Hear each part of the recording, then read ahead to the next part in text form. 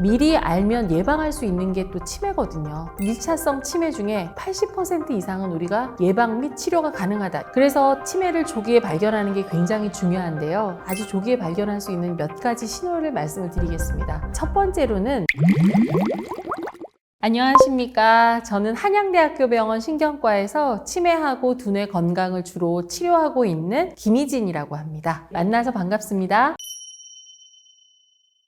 감기라는 것도 다양한 바이러스에 의해서 오는 감기 증후군이에요. 치매도 역시 굉장히 여러 가지 병에서 오는 치매 증후군입니다. 치매의 특징이 뭐냐 하면 기억력, 그다음에 길찾기 능력, 계산 능력, 판단 능력 이런 것들이 조금씩 기능이 떨어지면서 나의 독립적인 일상생활 기능이 무너지는 것을 바로 치매 증후군이라고 하는데, 사실 뇌는 훨씬 더 일찍한 나이에 노화를 겪습니다. 우리 뇌는 20살까지 팽창을 하다가 20세부터는 노화를 겪는데요. 놀랍게도 급격한 노화를 겪는 게 바로 35세부터입니다. 우리가 65세가 지나면 전체 뇌 부피가 0.5%씩 계속 감소하는 상태로 나간다고 알려져 있습니다. 24시간 내내 치매 증상이 있는 게 아닙니다. 있을 때도 있고 정상일 때도 있거든요. 그런데 점점점 인지 기능이 떨어지는 그 시기가 길어지게 되는 거예요. 나 혼자 생활을 못합니다. 가장 중요한 건 치매가 이렇게 독립생활을 못할 정도로 나빠지기 전에 미리 알면 예방할 수 있는 게 또 치매거든요. 그러니까 치매를 일으킬 수 있는 병이 80여 가지라고 생각을 하면 이 중에서 10에서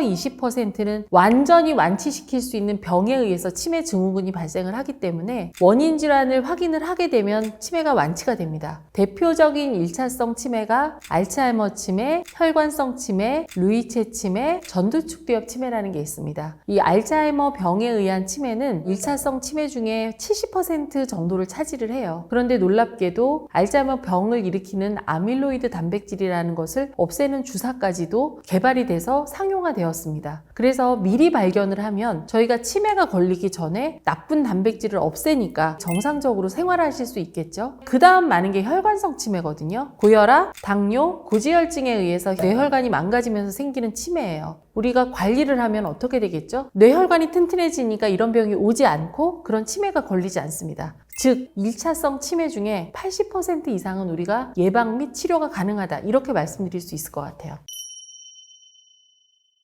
일상에서 치매를 조기에 발견하는 게 굉장히 중요한데요. 아주 조기에 발견할 수 있는 몇 가지 신호를 말씀을 드리겠습니다. 첫 번째로는 수면 장애예요. 꿈꾸는 게 행동으로 나타나는 렘 수면 장애. 그게 첫 번째 신호로 나타날 수가 있고요. 이거는 한 10년에서 20년 전부터 나타난다고 되어 있습니다. 두 번째로는 2, 3년 전부터는 어떤 일이 많이 발생을 하냐면 냄새가 잘 맡아지지 않는다, 이런 얘기를 또 많이 하세요. 세 번째로는 맛을 모르겠다. 정확하게 쓴맛인지 단맛인지 이런 게 좀 감별이 안 된다. 네 번째로는 걸음을 굉장히 느리게 걷게 되는, 또는 걸음의 밸런스가 맞지 않는 보행장애. 그리고 다섯 번째로 말씀드리고 싶은 거는 다른 사람이 말을 하는데 한 번에 잘 들리지 않는다. 청력의 문제일 수도 있고 이해 능력의 문제일 수도 있는데 굉장히 중요한 조기 신호입니다. 그 중에서도 후각에 대해서 먼저 설명을 드리면요. 뇌신경이라는 게 있습니다. 뇌신경은 뇌하고 말초하고 바로 연결되어 있는 신경을 얘기를 하는데 그게 12개가 있거든요. 후각을 담당하는 신경 이름을 후각망울이라고 하는데요. 인지 기능이 떨어지면 아세틸콜린이라는 신경 전달 물질이 줄어들면서 기억이 없게끔 되는데, 아세틸콜린을 분비하는 콜린성 신경계가 망가지면 그거와 바로 연결되어 있는 후각망울의 기능이 떨어집니다. 실제로 후각 연구를 해보면요. 후각이 떨어졌을 때 4, 5년 이내에 치매로 진행된다는 얘기가 많고 2, 3년 안에 파킨슨병이 진행된다는 얘기가 있어서 신경과 선생님들이 환자가 왔을 때 냄새를 잘 맡느냐, 이런 건 아주 기본적인 질문으로 하고 있습니다. 치매가 오기 전 단계인 경도인지 저하라는 군이 있어요. 치매로 진행될 고위험군과 치매로 진행되지 않는 저위험군으로 나눴을 때 고위험군, 그분들한테 어떤 냄새를 잘 못 맡았냐면 계피, 초콜릿, 석유, 비누, 담배 냄새, 이런 것들이 잘 못 맡으시는 거예요. 아주 초기부터. 그래서 이러한 5가지 냄새에 예민하지 않는 분들은 혹시 내가 깜빡깜빡 하는데 이게 치매로 진행되지 않을까 고민을 한번 해보셔야 됩니다. 두 번째로는 렘 수면 장애가 있으면 치매나 파킨슨이 온다고 많이 알려져 있는데요. 치매 증상 나타나기 훨씬 전부터 시작이 된다고 알려져 있습니다. 보통 10년에서 20년 전인데요. 우리가 수면 구조는 크게 렘 수면과 비렘수면으로 나눠져 있습니다. 렘수면은 소위 말해서 꿈꾸는 단계, 4번에서 5번 정도 꿈을 꾸게 돼 있다고 알려져 있고요. 꿈을 꾸지 않고 깊은 수면을 취하는 게 바로 비렘수면이라고 합니다. 근데 우리가 렘수면 때는 꿈을 꾸니까 행동으로 나타나면 안 되게끔 뇌에서 잘 컨트롤하고 있는데, 렘수면 장애가 있는 환자분들은 꿈꾸는 동안 정말 꿈에서 하는 것처럼 막 몸을 움직이시고 소리를 내고 잠꼬대를 하고 그다음에 벌떡벌떡 일어나시고, 심지어는 밤에 몽유병이라고 들어보셨을 거예요. 막 걸어다니는 분도 계세요. 그런 분들이 소위 말해서 렘수면 장애라고 알려져 있습니다. 렘수면 장애로 진단받은 환자분들을 쭉 추적 관찰을 해봤을 때 15년에서 30년 정도까지 지나게 되면 70% 이상에 해당되는 분들이 신경퇴행성 질환의 유병이 된다는 게 이미 알려져 있는 유명한 사실입니다. 그래서 렘수면 장애가 있는 분들은 내가 왜 렘수면 장애가 있을까를 꼭 한번 원인을 감별하시는 게 중요하고요. 그 원인에 대해서 철저하게 예방을 하는 게 굉장히 중요하다고 할 수 있습니다. 세 번째로는 맛입니다. 12개의 뇌신경 중에 아주 매운맛 빼놓고는 혀에서 다양하게 자극을 해서 7번과 9번 뇌신경으로 신호가 들어가게 돼 있습니다. 특히나 신맛이라든지 단맛 같은 걸 제대로 감별하지 못하게 되면 치매에 걸릴 확률이 되게 높다고 알려져 있습니다. 그래서 특정하게 오면 저희가 뭐라고 말씀을 드리냐면, 반찬 맛을 제대로 잘 아시냐, 간 잘 맞추느냐, 이런 질문을 하거든요. 간을 제대로 못 맞추는 분들은 한 2년이나 3년 지나서 경도 인지장애에서 치매로 진행되는 경우가 많아서 미각에 대한 것도 많이 물어보고 있는 기본적인 질문입니다. 맛이라는 걸 통체적으로 못 느끼는 그런 것보다는 오히려 미묘한 차이, 예전에는 맛깔스럽게 반찬을 잘 하셨던 분인데 그 맛을 미묘하게 못 내시거나, 다른 사람의 음식을 먹고도 뭐 싱거운지 신지 단지 그런 걸 잘 모르시게 되는 그러한 미묘한 맛 차이가 생기게 되면 뇌세포가 뭔가 퇴행성 변화를 겪는 게 아닌가 의심을 해보셔야 됩니다.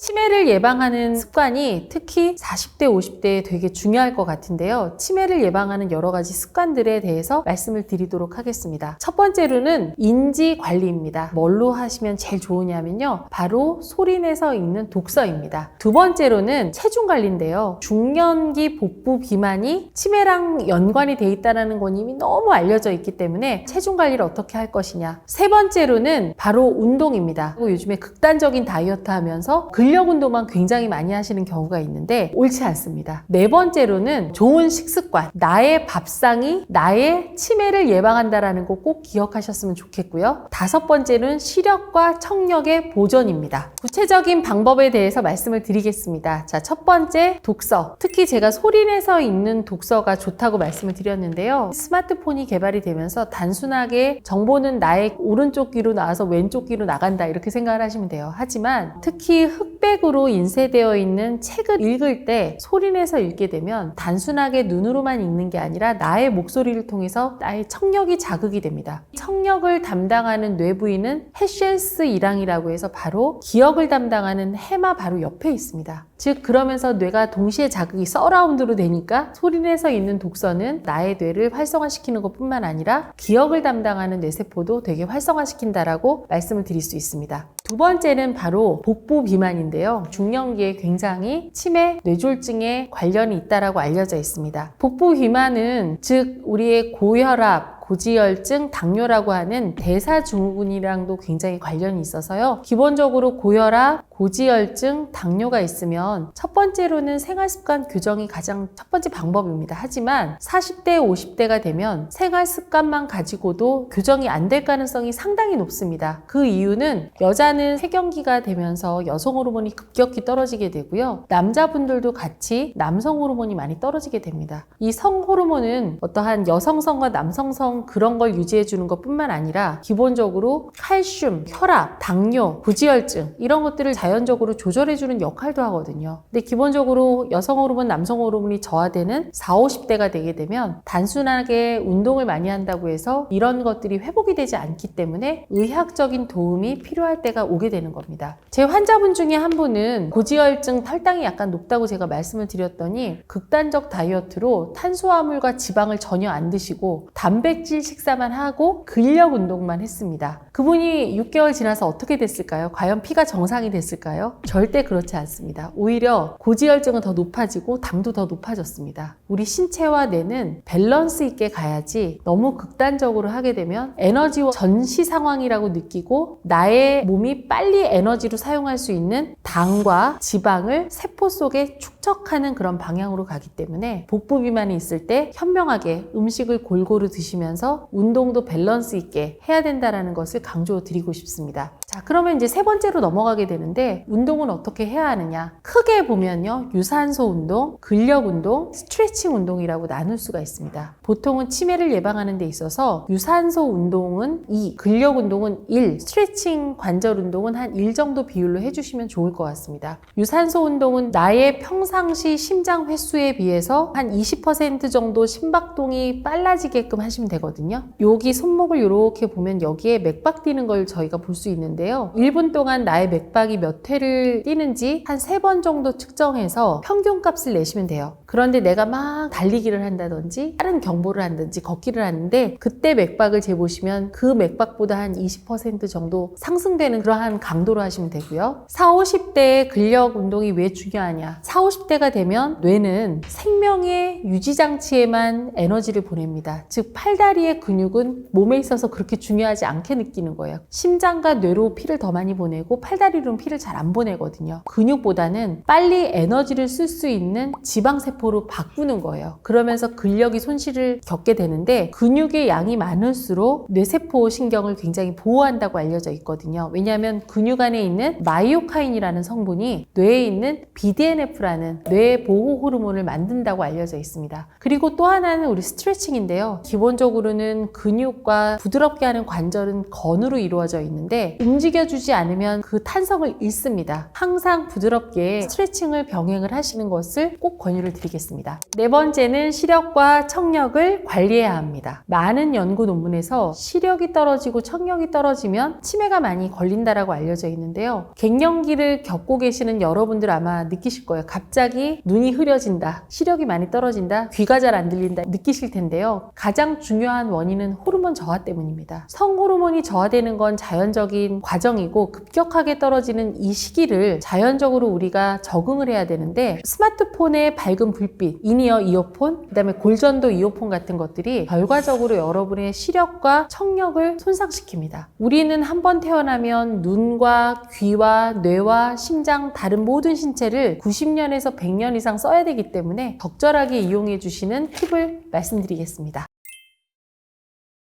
네 가지를 다 할 수 없다 하면 저는 단연코 운동을 말씀드리겠습니다. 운동을 하게 되면 나머지 하기 싫었던 3가지도 하시게 될 겁니다. 치매에 좋은 운동법 몇 가지를 말씀을 드리도록 하겠습니다. 손가락 이렇게 펴는 운동, 이런 것도 굉장히 도움이 되고요. 손가락 끝 마디 이렇게 부딪히고 그 다음에 주먹으로 부딪히고 그 다음에 손목으로 부딪히고 한번 해보십시오. 그냥 가만히 앉아있을 때보다는 이렇게 자극을 손가락 끝이나 손목 이렇게 자극이 되면 뇌로 약간 느낌이 달라지는 집중 효과가 있다는 걸 알게 되실 겁니다. 그리고 이제 두 번째, 손으로 또 하는 운동 말씀드릴게요. 거꾸로 세는 거, 이런 것도 굉장히 도움이 많이 됩니다. 예를 들어서 엄지손가락 이렇게, 새끼손가락 이렇게 우리는 손가락은 이렇게는 쉬워요. 우리 뇌 자체는 모든 일들을 통일성 있게 하게끔 구성이 되어 있는데 뇌는 색다른 자극을 받을 때 훨씬 더 활성화가 많이 됩니다. 그 중에 하나가 손가락 이렇게 거꾸로 세기입니다. 그래서 이런 것들도 여러분들한테 도움이 되고요. 또 하나는 중간중간 바른 자세로 앉아있는 게 굉장히 중요합니다. 척추 건강은 곧 뇌 건강인데요. 뇌를 둘러싸고 있는 뇌척수액이 하루에도 400에서 900ml 만들어지면서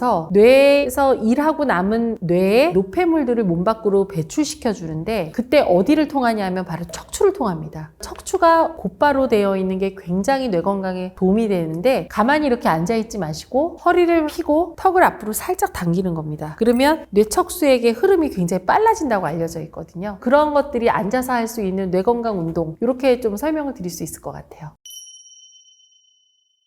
식습관은 치매를 포함한 신경퇴행성 질환에서 90% 이상이라고 저는 말씀을 드리고 싶어요. 부부 파킨슨, 부부 뇌졸중이 오는 걸 봤을 때는 유전자는 다른데 가장 공유했던 건 바로 아침 식사거든요. 그 다음에 식습관은 여러분들의 뇌 건강을 결정하는 가장 중요한 요인이라고 말씀드릴 수 있습니다. 뇌 건강에 도움이 되는 식단은 정해져 있습니다. WHO에서 가장 뇌 건강에 도움이 되는 2024년 올해의 식단 3개의 다이어트를 설명을 이미 했어요. 첫 번째로는 지중해 식단, 두 번째로는 마인드 다이어트, 세 번째로는 내쉬 다이어트라는 것이 있습니다. 그 중에서 첫 번째가 지중해 식단인데요. 탄수화물, 단백질, 지방을 골고루 섭취를 하되 뇌 건강에 좋은 음식을 추천을 하고 있습니다. 탄수화물 같은 경우에는 단순 정제미보다는 통곡물 이용해서 저작근을 활용하게끔 얘기를 하고 있고요. 지방 같은 경우에는 불포화 지방산이 많이 들어있는 들기름, 그 다음에 아보카도유, 잔류, 등푸른 생선 많이 들어보셨을 거예요. DHA랑 EPA라는 뇌의 세포막을 이루는 구성 성분이 이 안에 많이 들어있습니다. 특히 오메가6, 오메가3가 있으면서 뇌 신경세포 보호에 굉장히 탁월하다고 알려져 있고요. 그 다음에 단백질 같은 경우에는 순수 고기, 일주일에 한 번 정도 지방을 많이 제거한 단백질 섭취를 하는데 65세 이상에서 하루에 필요한 단백질 양은 60g이라고 알려져 있습니다. 대체적으로 음식 성분을 말씀을 드리자면 달걀 하나가 6g이 들어있어요. 두부 반모에 20g이 들어있습니다. 두부 한 모를 드시고 그 다음에 고기류를 좀 첨가를 하거나 아니면 식물성 단백질을 첨가를 하시거나 또는 이게 다 안 된다고 하면 단백질 음료, 단백질 파우더를 추가로 드시면서 50에서 60g에 해당되는 단백질을 드시는 게 중요할 것 같습니다.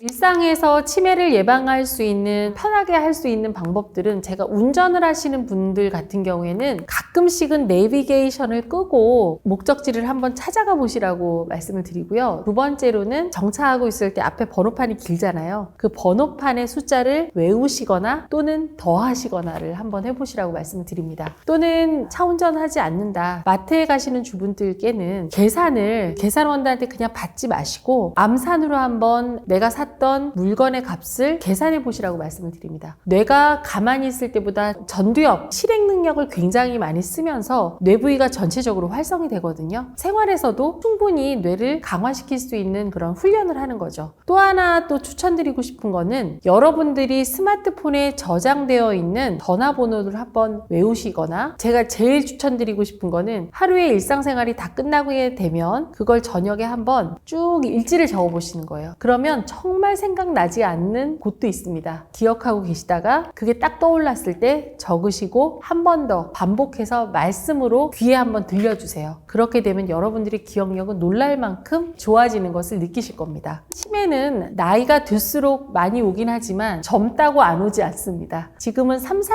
40대 젊은 분들도 치매로 고통받고 있는 그런 세상이 됐습니다. 강조하고 싶은 건 건강은 있을 때 지키라는 말씀을 꼭 한번 드리고 싶습니다. 내가 매일매일 먹는 거, 내가 매일매일 사는 습관 꼼꼼하게 체크하셔서 나의 뇌 건강을 위해서 다시 한번 나를 리셋하는 것을 꼭 말씀드리고 싶습니다. 우리나라가 다른 나라보다 치매 유병률이 2배 이상 빠르다라고 알려져 있습니다. 특히 치매에 잘 걸리는 사람들은 알려졌고요. 결국 치매랑 파킨슨 뇌졸중이 올 수밖에 없습니다. 제일 중요한 것은 이제 굉장히 강조를 하고 싶은데 치매를 일으키는 3가지 중요한 음식에 대해서 말씀을 드리겠습니다. 첫 번째로는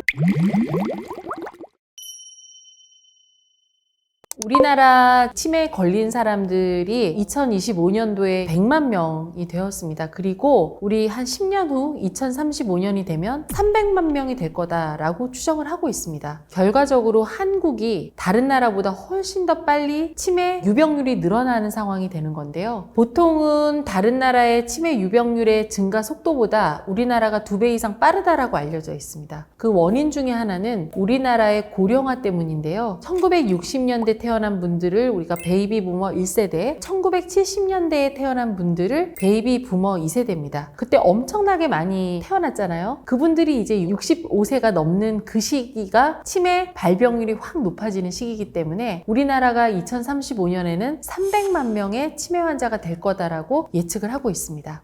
한국인이 서양인보다 치매 위험도가 높다라는 말이 있긴 한데요. 그거는 연구마다 다릅니다. 예전 연구는 그럴 수도 있어요. 왜냐하면 치매라는 게 어떤 사람한테 쉽게 걸리냐면 어렸을 때 많이 굶거나 제대로 영양이 섭취가 잘 안 됐거나 두부 외상이 있거나 아니면 큰 사고를 겪은 사람들이 치매가 많이 온다고 알려져 있어요. 근데 우리나라가 예전에 어땠죠? 일제강점기를 통하고 그 다음에 6.25가 50년대 있었는데 지금까지의 노년층을 이루는 모든 인구 구성원들은 대부분 못 먹고 많이 못 배우고 그 다음에 머리도 다치고 이러한 인구 구성들이 대부분 쭉 올라왔습니다. 굉장히 풍족하게 살았던 미국이나 다른 나라에 비해서는 안 좋게 살았으니까 생활 습관도 조금 제대로 못 지키시고 그러니까 이제 유병률이 아마 2배 이상 높다라는 얘기가 있었을 텐데요. 이제 2025년이 돼서 베이비 부머 1세대, 2세대가 되는 후반기에는 한국인도 서양인과 비슷한 형태의 발병률을 보일 것으로 예측을 하고 있습니다.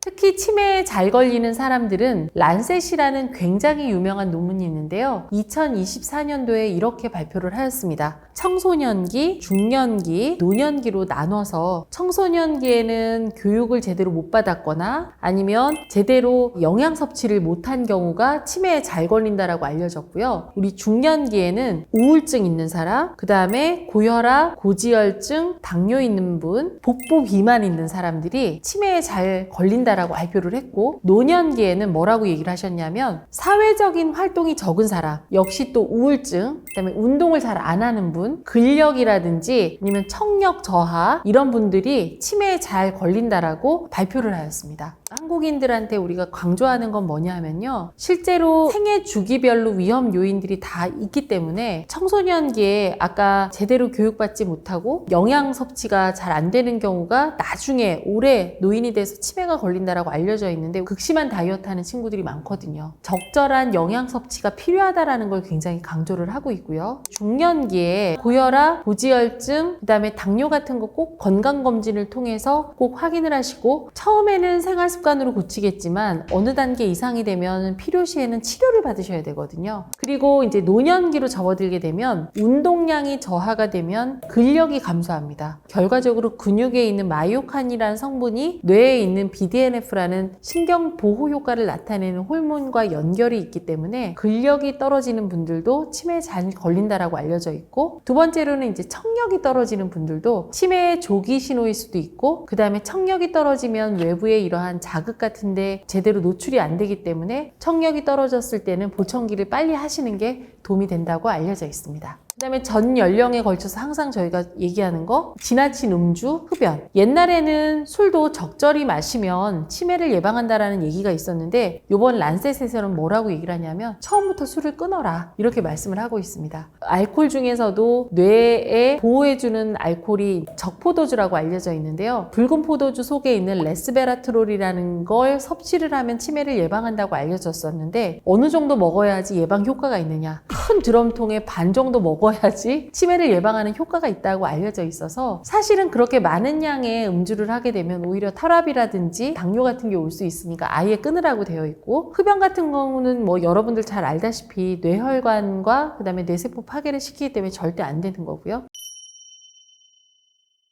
세 가지의 성격 유형에 대해서 말씀을 드릴 건데요. 가장 첫 번째가 예민하면서 걱정이 많은 성격. 두 번째로는 쉽게 화를 내는 성격. 세 번째로는 지나치게 완벽주의를 추구하는 성격. 요 세 가지가 가장 치매에 많이 유병된다고 알려져 있습니다. 근데 한번 우리가 생각을 해보자고요. 태어날 때부터 나는 성격이 완벽주의를 추구하고 작은 일에도 되게 예민한 분들이 있어요. 그런 것과 나는 그렇게 태어나지 않았는데 내가 어떠한 일에 있어서 선택과 집중을 통해서 완벽하게 하려고 하는 노력하는 사람들이 있습니다. 제가 말씀드리는 거는 전자예요. 그러니까 태어날 때부터 어떻게 자제할 수가 없는 거죠. 태어날 때부터 나는 약간 예민하고 100이라는 사건이 있는데 이걸 내가 받아들일 땐 1000이라는 엄청난 사건으로 받아들이는 그런 성향이 있는 분들은 모든 일에 예민할 수밖에 없고 잘 안 됐을 때는 화를 낼 수밖에 없고 그 다음에 걱정을 많이 할 수밖에 없습니다. 그런 분들이 치매가 잘 와요. 그 성격 자체는 유전자 수준에서 태어난 거기 때문에 쉽게 바꿀 수는 없습니다. 하지만 이 결국 성격이 그렇게 예민하다 보면 우리 뇌에 스트레스 호르몬이 많이 나옵니다. 콜티졸이라고 부르는 호르몬인데요. 이 콜티졸 호르몬이 많이 나오게 되면 우리 뇌에 있는 시상하부 뇌하수체 축을 건드립니다. 거기를 자극하게 되면 카테콜라민이라는 게 많이 생성이 되면서 즉 교감신경계가 많이 흥분을 하게 돼요. 교감신경계가 하는 일이 뭐냐면 혈압을 올리고 맥박을 빠르게 하니까 심장을 막 빨리 뛰게 하고 천천히 걷고 있는 나의 몸을 100m 전속력으로 막 달리게 하는 상황이니 뇌는 훨씬 더 많은 과부하가 되는 일을 겪게 되거든요. 주로 파괴되는 뇌 부위가 바로 전두엽하고 축두엽이에요. 사람을 사람답게 하는 뇌가 전두엽이고 기억의 중추가 바로 축두엽입니다. 결과적으로 그런 성품을 타고나는 분들이 뇌 위축이 빨라지게 되고 뇌의 퇴행을 빨리 겪게 되니까 치매가 유병된다고 알려져 있어서요. 저는 이런 분들이 오시게 되면 본인의 성격을 막 괴로워하시는 분도 많아요. 내가 이거기 때문에 치매가 올 거라고 걱정하는 분들이 있는데 걱정을 내려놓고 감정의 쉼을 반드시 찾으라고 말씀을 드려요. 그런 분들도 항상 24시간 긴장감에 휩싸이는 건 아니고 반드시 좋아하고 본인이 스트레스를 풀 수 있는 어떠한 마음의 시간, 특별한 기회가 있거든요. 그런 것들을 꼭 파악하셔서 그 시간을 늘리라고 말씀을 드립니다. 현재 의학 연구 논문으로는 스마트 기기가 치매를 악화시킨다라는 얘기나 치매를 발병시킨다라는 얘기는 없습니다. 그러나 디지털 치매라는 말을 쓰기는 합니다. 그 얘기는 뭐냐면 디지털 치매병이라는 게 아니고 결국 증후군이죠. 디지털 기기에 우리의 모든 정보를 쏟아 넣어버리니까 더 이상 뇌는 그거에 더 이상 작용하지 않는 거예요. 스마트폰을 가능하면 멀리하는 게 좋죠. 그 다음에 내가 기억할 수 있는 건 의도적으로 기억을 하면서 일상생활을 해가시는 게 디지털 치매를 예방하는 가장 좋은 지름길이 될 수 있을 것 같아요. 수면 시간은요, 사망률하고도 관련이 있습니다. 수면을 너무 적게 취해도 너무 많이 자도 사망률이 U-쉐입으로 높아집니다. 그러면 적절한 수면 시간은 몇 시간이냐? 대체적으로 알려져 있는 게 7시간입니다. 하지만 더 중요한 게 수면의 절대 시간보다 내가 잘 잤느냐 하는 수면의 질이거든요. 크게 수면이 렘수면과 비렘수면으로 나눠지고요. 전체 수면에 있어서 4분의 1을 렘수면, 4분의 3을 비렘수면이라고 할 때 비렘수면 중에서 단계를 1, 2, 3, 4단계로 나누게 되고 푹 자게 되는 모든 몸과 뇌가 쉬게 되는 게 3, 4수면인데 깊은 비렘수면이 적어도 4분의 1 이상이 되면 잘 자는 양질의 수면이라고 평가를 합니다. 그렇다면 양질의 수면이 사망률하고 치매 예방에도 도움이 되냐? 말씀드리자면 우리가 수면은 단순하게 자는 피로회복 이런 단계가 아니고요. 뇌는 많은 산소와 많은 영양분을 쓰는 고효율 에너지 기관입니다. 많이 연료를 쓰니까 노폐물도 그만큼 많이 쌓여요. 근데 이 노폐물이 언제 나가느냐? 깊은 잠을 잘 때 몸 밖으로 빠져나갑니다. 노폐물이 많이 쌓이게 되면 결국 치매랑 파킨슨 뇌졸중이 올 수밖에 없습니다. 건강한 수면 습관을 가져라 라고 거듭 강조를 하는 겁니다. 뇌를 꺼내보면요, 우리가 뇌수가 쏟아진다 이런 소설 표현을 아마 보셨을 텐데요. 실제로 뇌를 딱 열어보면 뇌 모양으로 있는 게 아니고 후루룩 쏟아지는 연두부 형태예요. 그러니까 이렇게 약한 뇌니까 이 뇌를 보호하기 위한 물이 하루에도 500에서 900ml 정도 만들어집니다. 그러면 이 물이 뇌를 3번 정도 흘러다니면서 뇌에 쌓여있는 노폐물을 씻어서 소변이나 대변으로 나가게 하는 거거든요. 그런데 잠을 제대로 못 자면 뇌를 흘러다니는 뇌척수액의 흐름이 굉장히 저해를 받고 결국 뇌세포에 쌓일 수밖에 없는 거예요. 노폐물이 쌓이다 알츠하이머 치매를 일으키고 시뉴클레인이라는 단백질이 쌓이면 파킨슨이나 파킨슨 플러스를 일으키고 그렇게 되는 겁니다. 꿈꾸는 수면을 렘수면이라고 합니다. 기본적으로는 정상적으로 렘수면이 전체 시간의 4분의 1 이상은 돼야 돼요. 렘수면은 단순하게 꿈만 꾸는 게 아니고 기억을 하게 되는 정보가 세포 안에 저장되고 기억을 담는 세포가 응집되는 과정이 바로 렘수면 안에 있기 때문에 렘수면은 반드시 있어야 됩니다. 단 꿈이 너무 생각이 나거나 아니면 꿈꾸는 동안에 행동을 하게 되는 경우는 나의 렘수면이 뭔가 방해를 받는다는 얘기예요. 4번에서 5번의 꿈을 하루 동안에 꾸게 돼 있는데 자는 동안에 그 꿈 중에 한두 개만 생각이 나야지 4개 다 생각난다? 렘수면에 문제가 있습니다. 그러면 이 렘수면에 문제가 있게끔 되는 본인의 생활 습관이 반드시 있을 거예요. 그걸 체크를 해보셔야 됩니다.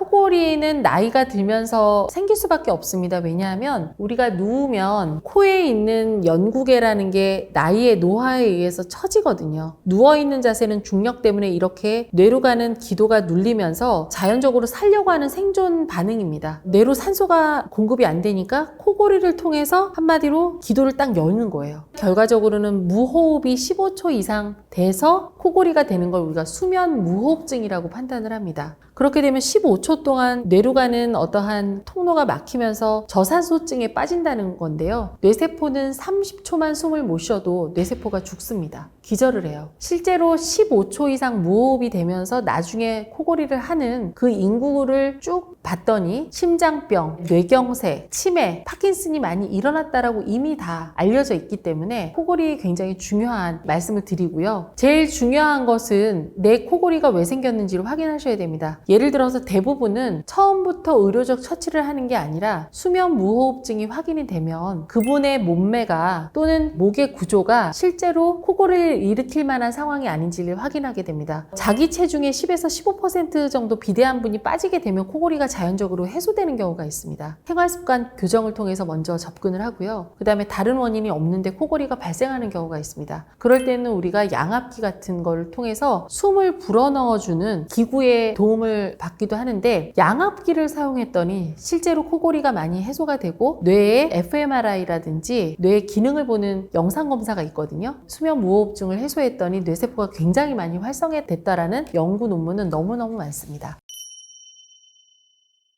치매의 치명적인 행동은 나쁜 생활 습관인데 의식주라고 하잖아요. 그 중에서 이제 굉장히 강조를 하고 싶은데 우리나라는 부부가 유전자를 쉐어할 가능성이 거의 없습니다. 동성동본도 기본적으로 맞고 있고 근친도 없잖아요. 유전적으로는 같은 병이 걸릴 가능성은 최대한 낮은 게 바로 부부입니다. 그런데 외래 진료를 하다 보면 부부 파킨슨, 부부 뇌졸중이 와요. 특히나 치매나 뇌졸중은 나이에 의해서 제대로 생활 습관을 갖지 않으면 나빠질 수 있는데 파킨슨병 같은 경우에는 특정 유전자가 이미 밝혀져서 대부분은 유전성이 강하다고 알려져 있는데 남편이 파킨슨으로 왔는데 남편 돌아가시고 나서 아내가 또 파킨슨이 오고 이런 경우 너무 많거든요. 결국은 부부가 같이 나누는 건 바로 음식이잖아요. 식구끼리 나누는 거, 짠 음식, 매운 음식, 인스턴트 같은 음식들을 먹게 되면 그리고 가족 간에 같이 나눴던 인생에서 오는 여러 가지 스트레스에 제대로 해소하지 못한다고 하면 결과적으로 환자분들이 이러한 신경퇴행성 질환의 유병이 되는 것으로 알려져 있습니다. 치매를 일으키는 3가지 중요한 음식에 대해서 말씀을 드리겠습니다. 3백을 우리가 생각을 하면 되는데요. 첫 번째로는 과다한 염분 섭취. 우리는 물론 소금을 먹긴 먹어야 됩니다. 그러나 한국인의 음식이 약간 간이 많이 들어있는 음식이 있으니까 반찬을 하실 때 약간 슴슴하게 하시는 것 좀 말씀드리고 싶고요. 두 번째로는 설탕의 섭취입니다. 김치찌개에 설탕 안 넣으면 좀 맛없잖아요. 그렇지만 설탕도 단순당이 있고 올리고당 같은 게 있습니다. 그래서 당분을 할 때는 좀 덜 달게 드시는 게 뇌 건강에 굉장히 좋고요. 세 번째로는 모두가 다 아시는 나쁜 콜레스테롤, 포화 지방산이 들어있는 음식입니다. 대표적으로는 마가린도 있고요. 마블링이 많은 등심, 그 다음에 삼겹살 이런 것들이 전부 다 포화 지방산이 들어있는 음식들인데요. 포화지방산은 몸 안으로 들어가게 되면 몸 밖으로 잘 배출이 안 돼서 혈관에 많이 쌓인대요. 동맥경화를 일으키고 뇌혈관이 넓어도 지금 제대로 뇌가 숨을 못 쉬는데 이렇게 좁아지게 되면 결과적으로 뇌세포가 파괴되니까 우리 이 3배 꼭 기억하셔서 식습관부터 반드시 수정하시면 좋을 것 같습니다. 가족뿐만 아니라 내가 지금 치매 또는 경도인지장애를 진단받고 되게 두려워하시는 분들 계실 겁니다. 경도인지장애 매년 10에서 20%가 치매로 넘어간다라는 말들을 저희가 많이 말씀을 드리는데 이 말은 또 뭐냐 하면 70에서 80%는 그대로 유지하거나 정상으로 갈 수 있다는 얘기입니다. 혹시 내가 치매일까 걱정하시거나 진단받으셨거나 아니면 경도인지 장애가 있는 그런 분들에게 하고 싶은 말은 반드시 좋아질 수 있고 우리가 고칠 수 있다는 그 믿음을 절대 잊지 마시고요. 나의 생활습관, 복용하고 있는 약습관 이런 것들을 한번 총체적으로 체크를 한번 해보셨으면 좋겠습니다. 그리고 절대 포기하지 마십시오.